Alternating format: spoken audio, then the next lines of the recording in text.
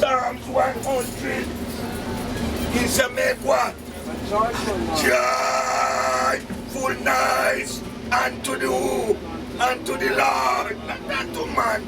Come on, no want your good word. Some of us don't like your good word.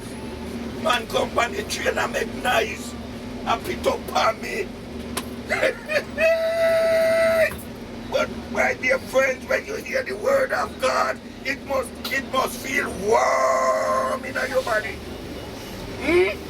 When you go down on your knee and you talk to God, you feel some strength. This will lift you up too. Vigor. That's when you go to work, you can't tell your friend.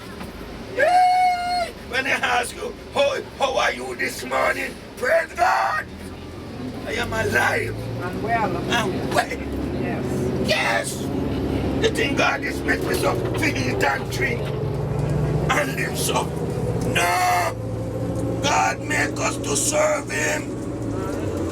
Because when He make man, and He make man with it just like the earth, and when He look for man, and He see how man look pretty, and man look good, He say, you good? He go down and blow and breath in a man. A man begin to wiggle. God make us in His image, and He make us to serve Him.